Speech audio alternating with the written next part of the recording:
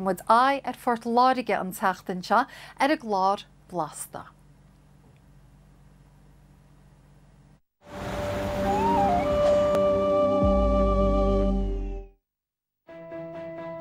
Is mise Mártín Macanomire agus tá mé aistear le éireacht agus stair hever bhí an na héire na chaimhnú. Sé bhío hin cheolamar suíomh idirlín Blasta, agus ó hin tá scéalta, tá edas cluine, tá stair, tá tradiisiún de teachtasteach agaí ó hailí ar fud na tíre. Bígí lom ar an turas speisialta seo áiting ina bhfuid ceiliúra ar fud na tíre ar láireacht bia. Fáilte go Blasta.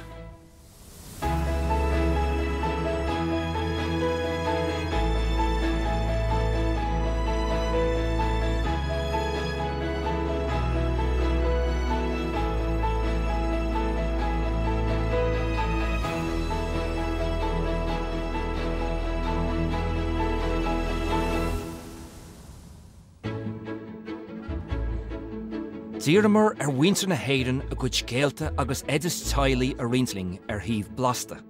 Agus tá neart edas, uirlisí cisteanna agus sean leabhar cócaireachta inis sa gartlan.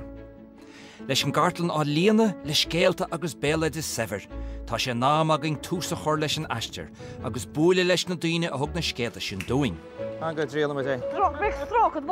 It isn't the history of the bacon factories, it's the people that worked in the bacon factories.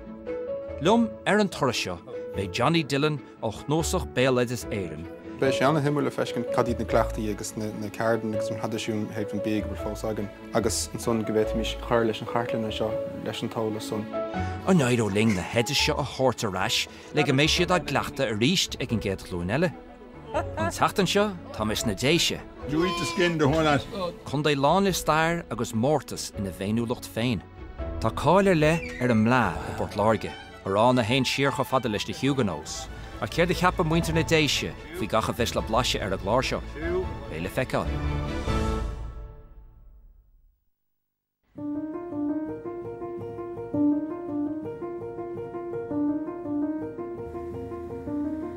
Tá mu an Dungarvan agus chundaigh Fort Láirge an teachtain seo, agus tá neirid clisteach an faoin náid faoin na bíalinn deasa in Dungarvan agus ar nóid eisirí ionach chartís agus an blá.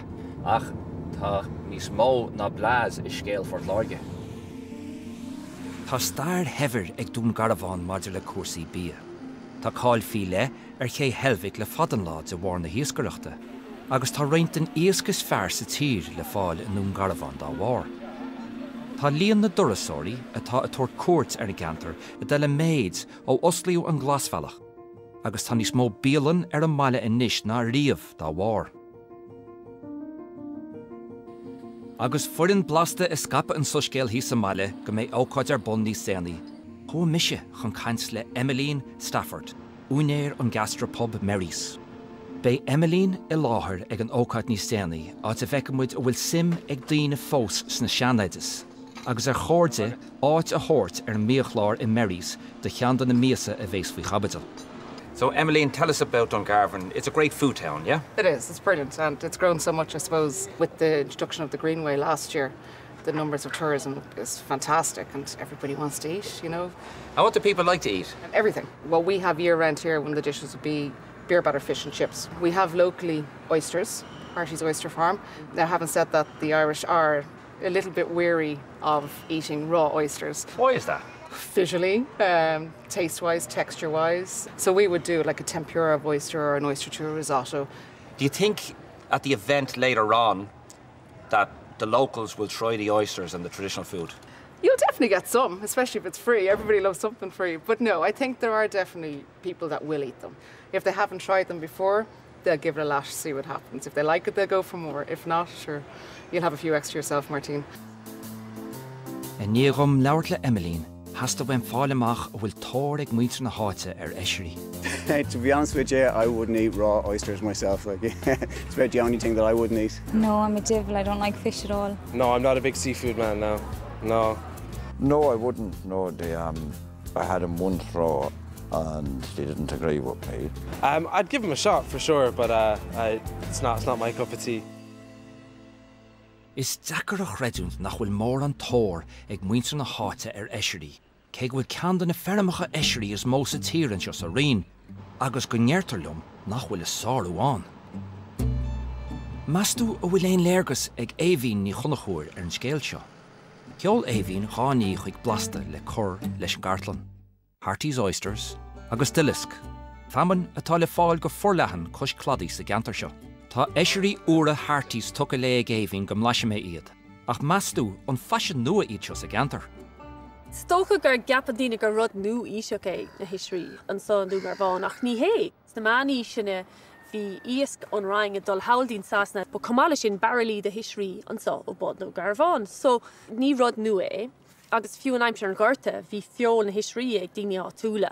Ach stocha bhí ar fechantar mar bíon na tútig, ní raibh mór an más ar stocha. So dhimig sé as an áit rilí na íag son. Oysters are an interesting food in the fact that today we look upon oysters as being exotic delicacies. But this kind of belies the fact that until the early 19th century, oysters were considered to be almost street food. Ní hain cin lords and ladies sit na míle na machchan hint ach na gná daine agus iad monach a dobre. Agus ach go háirid an amsin na gátar agus amsin na chrút an bhíidir a brathir le hedí cnúsach trás legáin agus éist an sortsa bhfuil a bheith marchtantar ban áíre. So cé go bhfuil a bhhaart de smínta agna le héad a dtíomhann legáin seo hafarbeidir an ráach san athriú agus hiiscint mar chud bíon na daine. Nuair a bhí mission níos áige, cholamid a gánaí gur sais aphrodisiac a bhí an, so cheapmid tugamid cúpla ceanna go seachnas be mar láidir, ach like bhí mé just a chatha siar agus bhí mé just tíreach siar mar scárnach agus níor aon spéis carta go máin. Tá sé táchtach donar tá tú githe eisiir, tá sé táchtach sais cangaltaí ina air, mar go bhí tú an blas ar fad agus an texture agus chuilerad, go leor daoine just caitheann siad siar. Caitheann siad siar, just cinna dhéanamh. So ceap go sé ná ceann donna heisirí cáiliú seo a riad.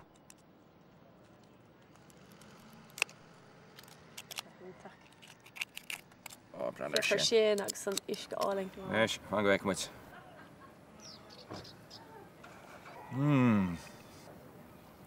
Wow. Doch retar fad. Tá blas álingar seo nílan amach go salan an.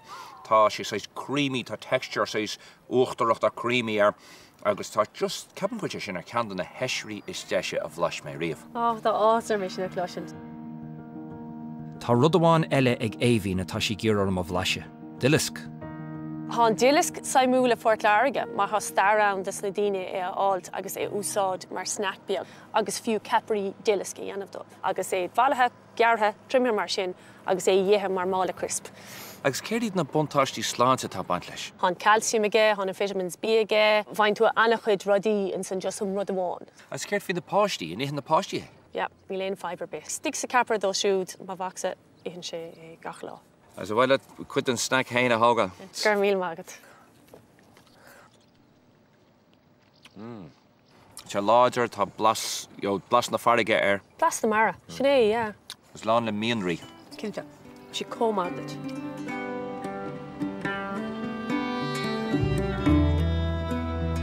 Tá severis bí a mara ar fud chósta na héireann ach tá mu tréis neamhhardaí ina air le fada. An dillisc agus na heisirí sin chus simplí ní lánach iad ithe cho blasta.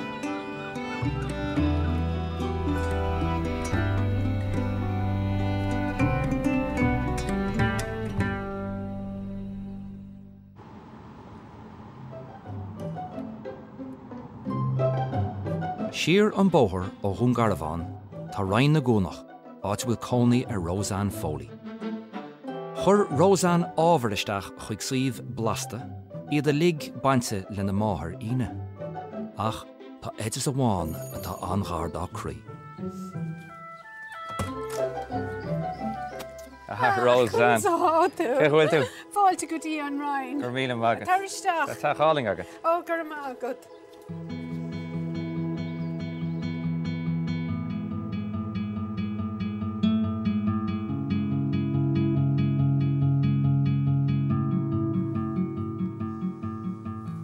Well, seo leabhar a bhí ag mo mháthair ine I eolú ach ine bhfuilte háin sa ar a fóstré agus tá dáte nédiaag 10 de 8 ar.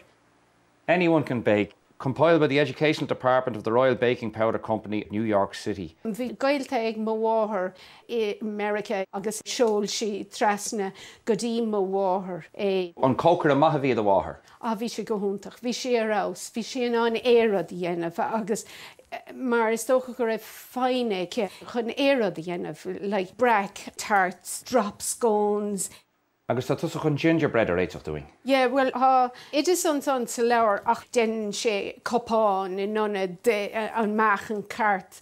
Sin stíl vericá leis na cups nó seachas na úsaí. Agus há sé dachar cén touch cup. Cad is cup an é mug, an é cean beag, an é coffee cup. So anyway, ag an cool an sa Ashrig mo bháthair an idis agus dearn sé lepúnt self-raising flour, teaspoon ground ginger, candy peel, sultan agus gachrod a sé sa imperial inis in anad na cups. As a cancer imperial, fecum scala das hallan sin. Yeah, agus úsáid mé gachla. Bhí sé seo ag mo bháthair ach is tócha gur le ma cheanmáthair é Mary Ellen Welsh. Is tócha gur bhfuil cuidas na machan cailte nó rud éigean ar bhí siad ach sinna méid a bhí ag mo bháthair. Punt 8 únta agus 2 únta. So an rud dhéanamh sí nach chuir sí suas an 8 mar sin bhechtdóir an taobh eile so bhí sé aici agus bhí sí an rudaí a measca mar sin. Bhí sí cliste, ha? A bhí. A chús an tú fós an ceanse, níl éon ceandís New Hampshire agat? No, níl. So is próséis é sin a úsáid. Úsáid sé sin an cléigean níos fearr, you know? Yeah, agus chuann sé mo bháthair a gcuine dom comá, you know. Tá sé an tábhachtach éidir cluine chuineáil agus chuir a raig go dtíon chéad chlún eile. Cáinn siad an síl agus tugann siad a reis agus tugann siad a rai agus ceanglíonn siad na glúnta ar bhealach le chéile. Recipes are interesting, I suppose, because they do many things. They tell stories, and particularly, I suppose, what they do is that they can bring us back to the past. So they can recall special times, special occasions, special moments, special people. And I think in that context, Irish people do have an inheritance of recipes that they keep, that they remember, that they recreate, that they want to pass on. So in that sense, the recipe, I suppose, is a little capsule of time. It's the past, it's the present, and it's also sort of investing or banking in the future. So chuirm na rudaí tirim isteach sa míos seo, an plúr, an ginger, mixed peel, shillini agus na sultanas. An sauce puta tain an aim agus an shukra agus treacle. Agus nuair bhíonn sé tan go léir réig, meascin gachrod istigh an son le céile.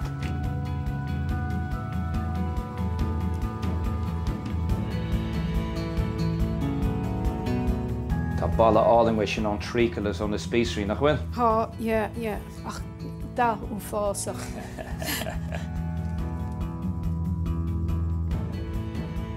Job a cinnta sé his. Cúna seachan ta. Agus le cúnamh dé béis sé gar clór.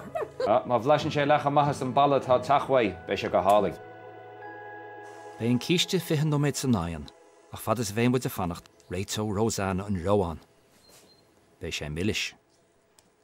Well, bé tú ná an gingerbread a thuirtaisteach ag an ócad níos déirní agus feicimid céir a cheapan muintear Dungarvan faoi eidir speisialta do bháthair. A bheith sé sin go húntaach gur a míle má go gingerbread ine as kistin ine thugantasteach go dtí an bailliamór.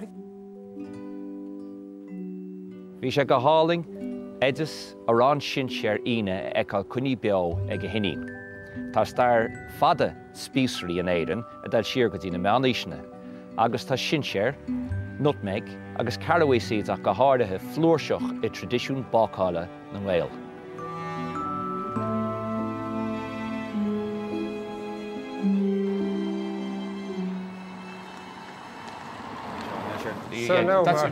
That's the hopper and Bígí ling do chuide dó nuair a scrúdós muid na hayan as a dagan na blas, agus nuair a bheits mu a géar a bíadúchasach na déise a bheochan. Ach, a mé muintear na háite sásta faoi ná bheochan céanna. Feice muid.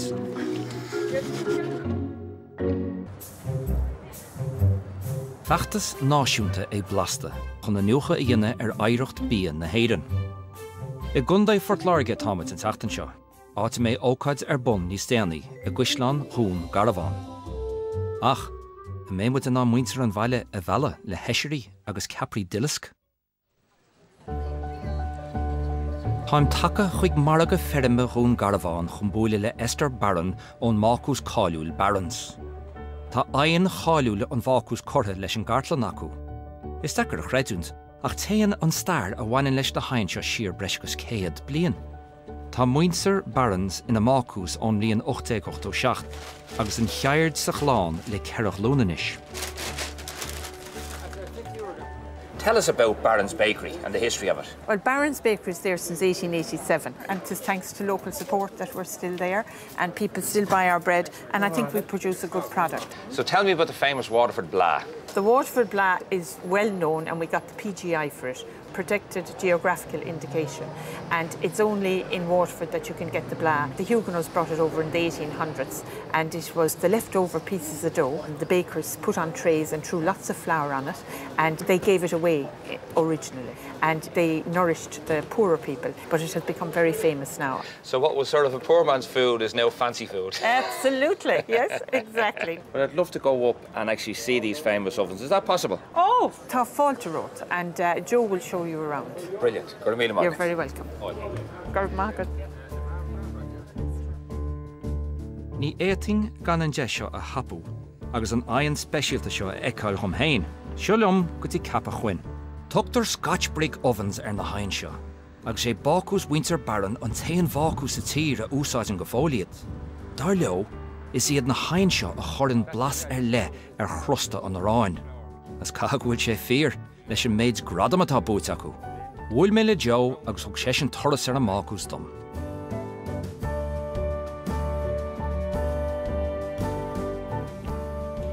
Seo híad na hain cáiliúil, ha? Oscail mé an doras an éis. Solas a going an seo, agus ná, féicisteach. Wow, féice man tas a gáardú an áirlárin sin. Cecha téhs a oibín sé? Ó tééis sin suas go dtí sé céad. Agus céhéad a rán a choraisteach an sin agus é lán? Nuairtá sé lán leis na ceann mór féidir le céad is dath cruig. Kennedy's bread. It's quite a treat. Kennedy's bread. J.B. Kennedy's bread. Chuile bhaile mór as chuile bhaile beag hí bácús an. Hí Kennedys, hí Johnson Mooney and O'Brien, hí Boland. A chanig rud hartar sna cuigadís na seascataí dar bhanam the Charlie Wood method. Agus séir de bhí gceist an seo ná ba technolaíocht nua a bhí an ná arán a dhéine fíor skipaí.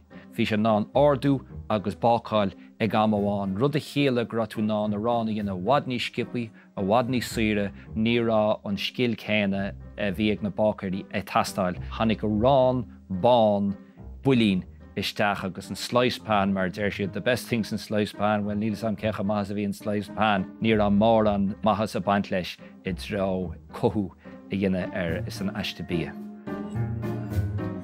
Nuair atá arán dinta acu níos néirní an féidlín cúpla bulí na háirtling mar tá muid ag agrú ócáid speisialta ste Dungarvan agus bhráling é riint leis an bobal. Ó tá fátar óh, cínte. Saolaí céhéad bulín atá tacaí amachchas na hainte sin ó thosa siad a gobar.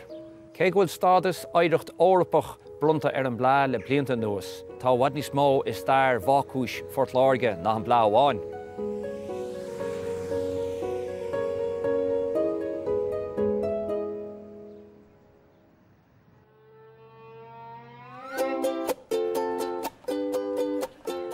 Arás in Dungarvan tá sé beagnach an nám don ócáids. Tá pobl Dungarvan bailithe, as tá Emmeline ó Mary's Gastropub an seo, go bhfeiceach sí ar chóir aoncheann don na míosa a chur ar a bia chlár. Og tú smuoine ionta chumann sin, níos luútha faoi do bhac agus na capraí dilisca bhí aige, so tá na blás an seo aga má Baron's Bakery, you know, agus tá mé chun dilisca chuir leis na blás as feic mud cechaí daní se le daoine. Happa mé an deis an caca sin sear a bhlaise nuair a bhíonn seans agam. Tá mé ar neamh. Ná tá sé leidó sin, a mé sé imi chuig na flachas. A bhaintear na déise, tá fíor áthas ar an bheith seo an bhar measca ceiliúr a bí dúchasach fort láirge. Bhí muid thuas níos luútha i Cappoquin, i Baron's Bakery agus formid Blaz. Bhí muid híos le Roseanne seo agus tá sí tréis cáca speisialta sin séir a dólam sí an edas ón na máthair ine agus bhí muid le éhín híos i Can Helvic as bhí muid a ceiliúr a eisiríos Harties agus an dulisc speisialta seo. So búla bus acu go léir.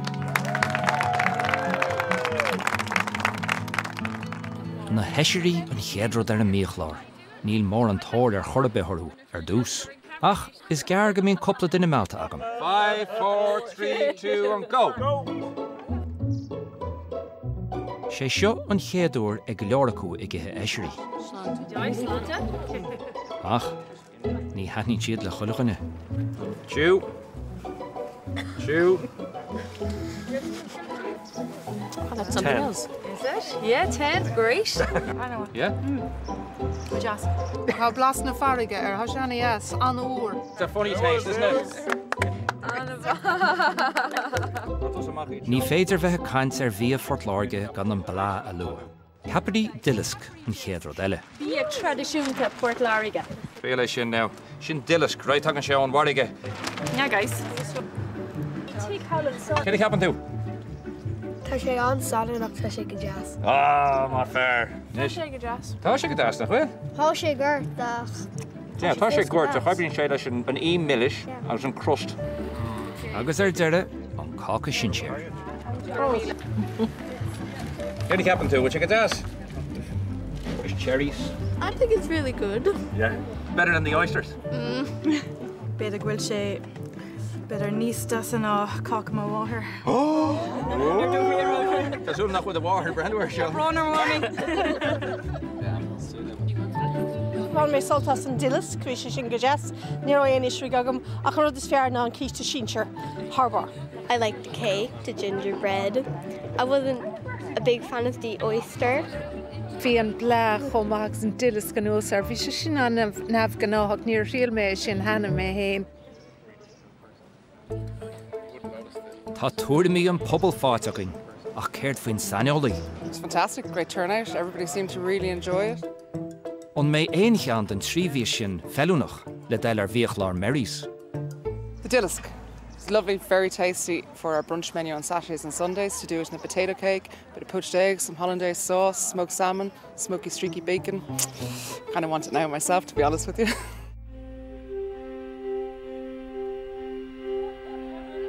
Tá drína go síos an job Fort Láirge tá idir ága go éiste so bhí tromná na brágan an seo. Ceanna san rudí stáilm a híomh bí dúchasach smíoinn daoine gur cinlíonn poormansfood a bhí cháin aber. Chanis tá fashion féile hen is a go foraging agus lehéid san so chaimiid an nasc san a chothú éis agus an meánna asúb agus bí sláintúil bhfuil mór hartar an tláin seo agus bí bra thugantá tunta le farige. Seachas é díal th leir.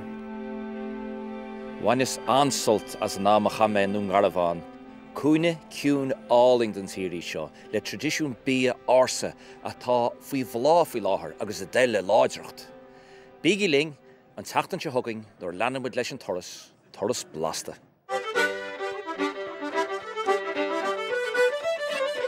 Is féidir leatsa chur le scéal éireacht bí na héireann agus bhar nuair le sí cisteanna, éidir cluine agus scéalta a rinsling ag blasta.ie.